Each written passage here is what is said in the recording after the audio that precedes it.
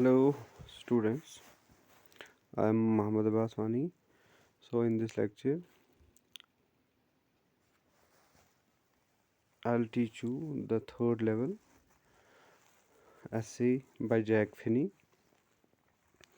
This essay is a science fiction and it is about time travel.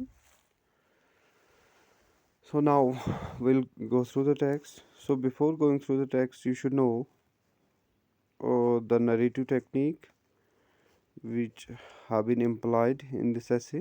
It is stream of consciousness.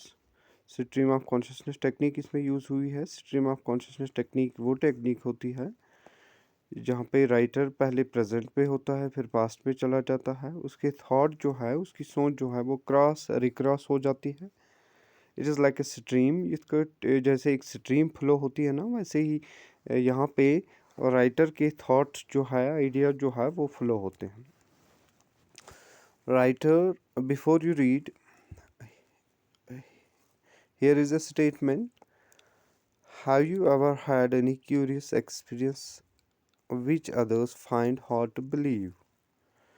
So, obviously, you must have some desire, some curious experience. कभी कोई ऐसी चीज़ experience हुई होगी आपको जो फिर दूसरों को आपने बयान की और उन लोगों ने कोई भी ट्रस्ट नहीं किया आप पे, उन लोगों ने उस बात को नहीं समझा। मतलब वो एक्सपीरियंस, चाहे आप कभी कहेंगे मैंने रात में कोई बंदा देखा, उसने वाइट कपड़े पहने थे और मैं डर गया, दूसरे लोग जो है वो उस चीज़ पे बिलीव नहीं करेंगे। राइटर यही चीज़ कहता है यहाँ पे आपको कोई ऐसी एक्सपीरियंस हुई होगी जो बाकी लोग जो है उस पर बिलीव ही नहीं करते हैं। So now we'll go through the essay.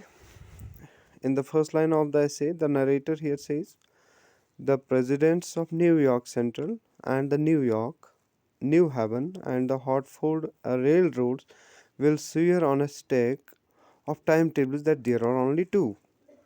Writer here says in the first line, he is talking about the employees. President जो होते हैं वो जो किसी रेलवे स्टेशन पे काम करते हैं, वर्किंग मैन या रेलवे मास्टर जो होते हैं, कहते हैं अगर आप इन 4 रेलवे स्टेशंस पे भी जाएंगे, चाहे न्यूयॉर्क सेंट्रल में जाएंगे, न्यूयॉर्क में जाएंगे, न्यू हेवन में जाएंगे, हॉटफोर्ड रेल रोड्स पे जाएंगे, अगर आप उन लोगों को बोलेंगे कि ग्रैंड सेंट्रल रेलवे स्टेशन में कितने फ्लोर है, as you know the third level simply means the third floor और द थर्ड स्टोरी। अगर आप उन लोगों को बोलेंगे कि वहाँ कितने फ्लोर है, वो अपनी शेड्यूल जो उनका है, शेड्यूल जो टाइम टेबल वगैरह होता है ट्रेन के, उस पर कसम रख के, उस पर हाथ रख के कसम खाएंगे कि वहाँ पे खाली 2 है। बट ऐसे देर आर 3, लेकिन मैं कहता हूँ कि वहाँ पे 3 है, because I have been on the third level of the Grand Central station, क्योंकि मैं उस पर गया हूँ। मैं थर्ड फ्लोर जो है ग्रैंड रेलवे स्टेशन पे, मैं वहाँ गया हूँ, मैंने खुद देखा है। वो लोग आपको 2 ही कहेंगे, लेकिन मैं कहता हूँ कि वहाँ पे 3 है। Further, writer here says, yes, I have taken the obvious step. Now there is ambiguity, there is contradiction. कुछ लोग कहते हैं वहाँ दो ही फ्लोर है, ये कहता है कि वहाँ पे 3 है, तो ऑब्वियसली आप इसे कोई स्टेप लेना है, इसका कोई ऐसा अपरेंट स्टेप लेना है। जब आपको कोई कहेगा कि जब आपके पास सिम्टम्स होंगे किसी चीज़ के, कोविड वगैरह के, खुदा ना करे, फॉर एग्जांपल अगर होंगे, तो ऑब्वियसली आप एक ऑब्वियस स्टेप लेंगे, आप डॉक्टर के पास चले जाएंगे। Similarly writer here says I have taken the obvious step, मैंने भी इसी तरह से एक अपरेंट स्टेप लिया। I talk to a psychiatrist friend of mine, मैंने एक साइकेट्रिस्ट से बात की, जो दिमाग का डॉक्टर है, उससे मैंने बात की, वो मेरा दोस्त ही था। बहुत सारे लोगों से भी मैंने बात की और साइकेट्रिस्ट से भी मैंने बात की, among others. I told him about the third level at Grand railway station, मैंने उससे भी यही बात कही कि ग्रैंड रेलवे स्टेशन जो है वहाँ पे थर्ड लेवल है, थर्ड फ्लोर है। And he said it was waking dream wish fulfilment, उसने वहाँ से कहा कि ये it is your dream, you are dreaming with your open eyes, आप अपनी खुली आंखों से ख्वाब देख रहे हो, वहाँ तो 2 ही है, वहाँ कहाँ 3 है। He said I was unhappy, उसने कहा आप अनहैप्पी हो, आप नाखुश हो, इस वजह से आप परेशान हो, अदरवाइज़ वहाँ पे 2 ही है। That made my wife kind of mad, तो जब मैंने ये चीज़ अपनी बीवी से कही, अपनी बीवी से घर पे जब मैंने ये चीज़ कही कि डॉक्टर साहब ने ऐसा कहा, साइकियाट्रिस्ट ने ऐसा कहा, और मेरी बीवी जो है वो इस चीज़ से पागल हो गई। But he explained that he meant the modern world is full of insecurity, fear, war, worry and all the rest of it. लेकिन वो कहता है कि फर्दर उसने कहा कि असल में आप परेशान हैं ये इन चीज़ों से, क्योंकि आप इनसिक्योर फील करते हो, आपको खौफ है, जंग वगैरह जो चल रही है, परेशानियां हैं, अफसोस है आपको, इस वजह से आपको ऐसा लग रहा है। And that I just want to escape, well who does not. तो ये कहता है कि आप इन चीज़ों से भागना चाहते हो तभी आपको ऐसा वैसा लगता है, बाकी कुछ भी नहीं है। राइटर यहाँ पे कहता है but don't we, well who does not, चाहे कोई भी इंसान हो वो तो परेशानियों से भागना ही चाहता है ना। ये तो कॉमन सेंस है कि किसी को भी अगर प्रॉब्लम होगी तो वो अपनी परेशानियों से भागना चाहता है। Further everybody I know wants to escape, हर कोई परेशानियों से भागना चाहता है, but they don't wonder down into any third level at a grand railway station. लेकिन वो मेरी तरह थोड़ी भागते हैं, वो मेरी तरह थोड़ी रूम करते हैं, घूमते रहते हैं third level grand railway station पे।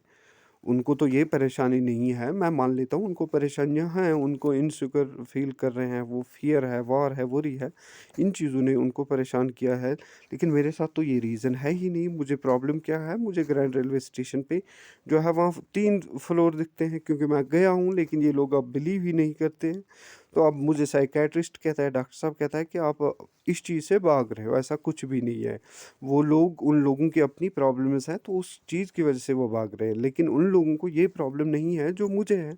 मुझे ग्रैंड रेलवे स्टेशन पे 3 फ्लोर दिखते हैं, ये मेरी प्रॉब्लम है।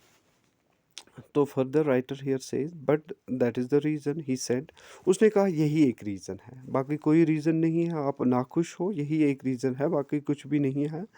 And my friends all agree, मेरे दोस्त जितने भी वहाँ पे थे जिनसे मैंने इसके बारे में बात की, उन्होंने भी एग्री कहा कि आप अनहैप्पी हो, तो शुक नाखुश, आप नाखुश हो, इस वजह से आपको ये सारी चीज़ें लग रही है।